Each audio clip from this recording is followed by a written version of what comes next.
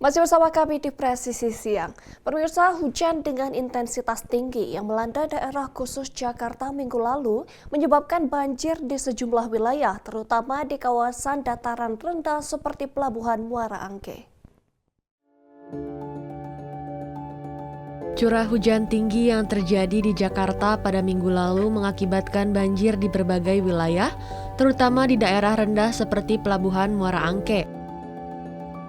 Beberapa area terdampak diantaranya RW 01, RW 022, RT 001, RT 010, dan beberapa titik lainnya.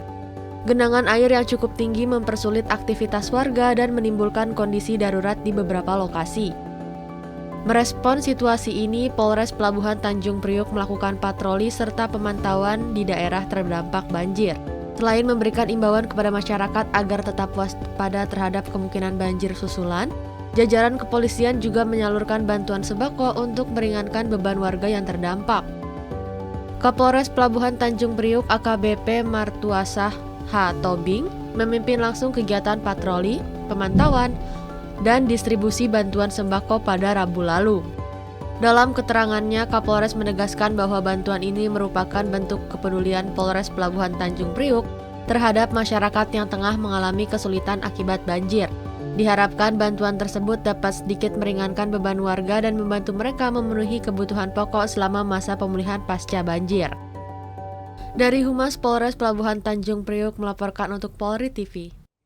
Pemirsa, Polri bersama Kementerian Pertanian menggelar program tanam jagung serentak di lahan seluas 1 juta hektar sebagai upaya mewujudkan swasembada pangan nasional 2025.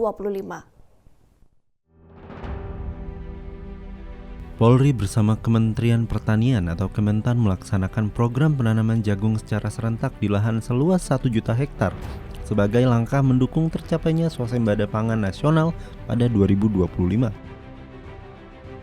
Program ini dipimpin langsung oleh Kapolri Jenderal Polisi Listio Sigit Prabowo, Menteri Pertanian Republik Indonesia Andi Amran Sulaiman di Desa Karangmukti, Subang, Jawa Barat pada Selasa 21 Januari 2025. Yang saya hormati rekan-rekan media, tentunya satu kebanggaan dan kehormatan bagi institusi Polri bisa melaksanakan apa yang menjadi program Bapak Presiden terkait dengan swasembada pangan, dan kami mendapatkan tugas untuk bisa melaksanakan swasembada di bidang jagung dengan target penanaman 1 juta hektar selama 1 tahun. Dan saat ini kita memasuki kuartal pertama, dan target kita paling tidak kita bisa menanam kurang lebih 300.000 lebih lahan jagung di kuartal pertama ini, sehingga harapan kita sampai dengan kuartal keempat 1 juta hektar lahan betul-betul bisa tertanam. Namun demikian, tadi ada hal-hal menarik yang tentunya ini terus kita dorong bahwa seluruh rekan-rekan jajaran bekerja dengan penuh semangat, bekerja sama dengan masyarakat yang ada, kelompok tani yang ada, terus berlomba-lomba melakukan inovasi-inovasi, termasuk tadi disampaikan oleh Bapak Menteri bahwa di Jawa Timur khusus menanam jagung yang akan digunakan untuk benih, dan kemampuan rata-ratanya 3 atau 4 kali lipat daripada kemampuan rata-rata biasa, di mana 1 hektar biasanya 5 ton ya, ini bisa hampir 18 atau sampai dengan 20 ton. Tentunya ini menjadi hal yang menarik. Kemudian tadi di wilayah Kalimantan Barat juga ditindaklanjuti dengan pembuatan pabrik untuk menyerap tanaman jagung. Kegiatan ini bertujuan untuk meningkatkan produksi jagung nasional melalui optimalisasi lahan perkebunan dan lahan kering. Dengan adanya program ini diharapkan produksi jagung dapat meningkat hingga 25% dengan tambahan hasil panen mencapai 4 juta ton. Sebagai bagian dari upaya mendukung ketahanan pangan, Polri juga meluncurkan aplikasi gugus tugas yang akan membantu pemantauan dan pengelolaan program ini secara efektif. Selain di Subang, program tanam jagung serentak ini juga dilaksanakan di seluruh Indonesia dengan dipimpin oleh jajaran Kapolda, Kapolres, serta Forum Koordinasi Pimpinan Daerah atau Forkopimda di masing-masing wilayah. Program ini juga merupakan bagian dari sinergi antara Polri dan Kementan dalam mendukung kebijakan Astacita pemerintah RI guna meningkatkan ketahanan pangan dan kesejahteraan masyarakat. Dari Humas Polda Jawa Barat melaporkan untuk Polri TV.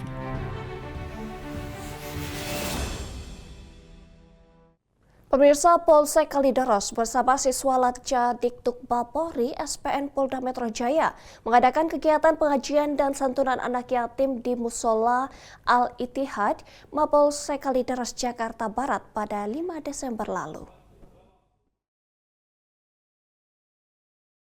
Acara ini dihadiri oleh Kapolsek Kalideres Kompol Arnold Simanjuntak, personel Polres Kalideres, serta para siswa Latja Dikdukbab Polri. Sebanyak 20 anak yatim dari wilayah Kecamatan Kalideres turut diundang dalam kegiatan tersebut. Kegiatan diawali dengan pembacaan tawasul, yasin, tahlil, dan doa bersama yang dipimpin oleh Ustaz Rudin Hartono. Kapolsek Kalideres menyampaikan bahwa kegiatan ini bertujuan untuk menjalin silaturahmi serta membagi kebahagiaan dengan anak-anak yatim di wilayah Kalideres. Acara diakhiri dengan pembagian santunan kepada 20 anak yatim yang diserahkan langsung oleh Kapolsek Kalideres sebagai bentuk kepedulian terhadap sesama.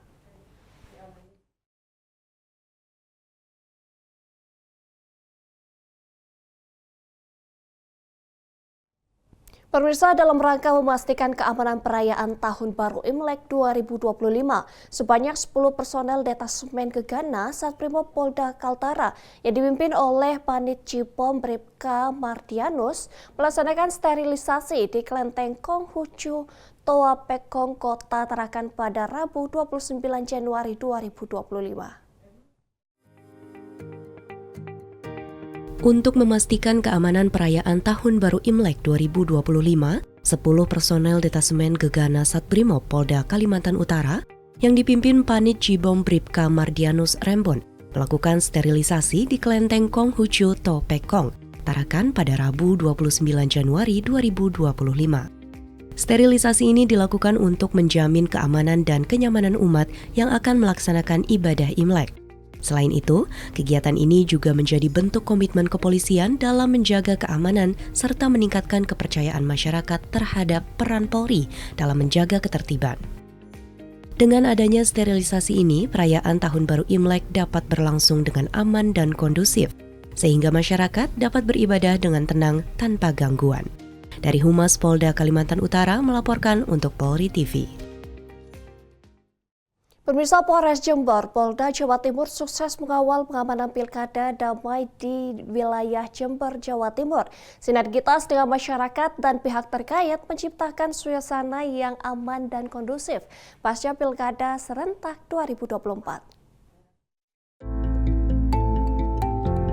Masyarakat memberikan apresiasi tinggi terhadap kinerja Kepolisian Negara Republik Indonesia dalam menjaga keamanan dan kelancaran pelaksanaan pemilu dan pilkada serentak 2024.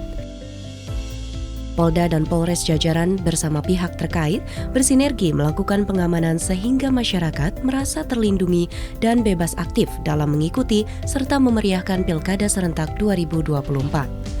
Sementara itu, Polres Jember Polda Jawa Timur menunjukkan kesiapannya dalam mensukseskan pilkada damai dengan menggelar apel pasukan di halaman Mapolres Jember. Kapolres Jember AKBP Bayu Pratama Gubunagi mengatakan bahwa apel diikuti oleh 643 petugas pengamanan TPS yang akan bertugas di berbagai lokasi tempat pemungutan suara di wilayah Kabupaten Jember. Kapolres Jember AKBP Bayu Pratama Gubunagi memeriksa secara langsung kelengkapan perlengkapan yang harus dibawa oleh petugas, seperti senter, tongkat polisi, jas hujan, body vest, serta peralatan pendukung lainnya. Hal ini dilakukan untuk memastikan petugas siap menghadapi segala kondisi saat menjalankan tugas, baik siang maupun malam, termasuk dalam cuaca ekstrim. Pelaksanaan Pilkada serentak di Jember, Jawa Timur berlangsung dengan aman dan kondusif. Tim Humas Polres Jember Polda Jawa Timur melaporkan untuk Polri TV. Pemirsa, untuk mempererat hubungan antara kepolisian dan masyarakat, Kapolres Metro Jakarta Barat Kombes Pol Twedi Aditya kembali mengadakan kegiatan Ngopi Kamtibmas. Kali ini acara berlangsung di pos Satkamling RW 4 Kelurahan Cengkareng Barat, Kecamatan Cengkareng, Jakarta Barat pada Jumat lalu.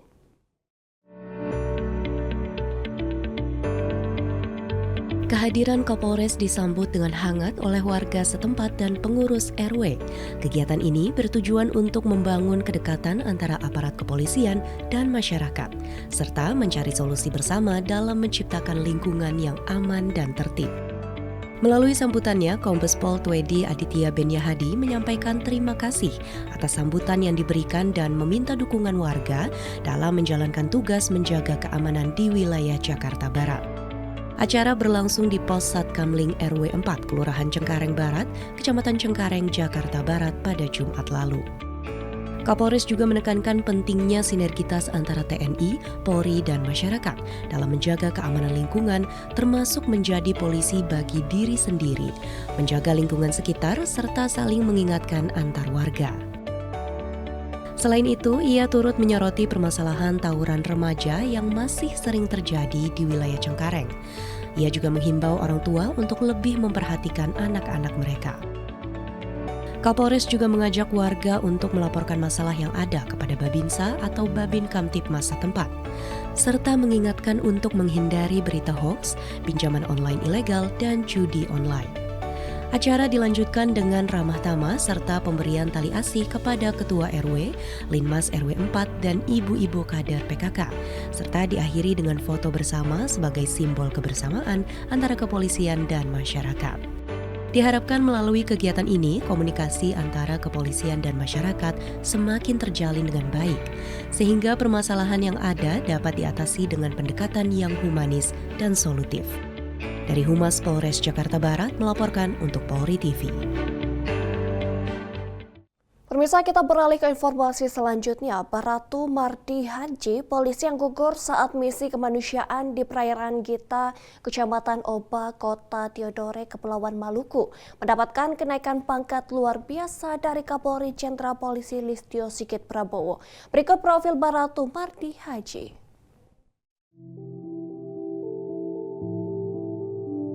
Nama Mardi Haji saat ini sedang ramai menjadi perbincangan. Hal ini lantaran Baratu Mardi Haji gugur dalam misi kemanusiaan.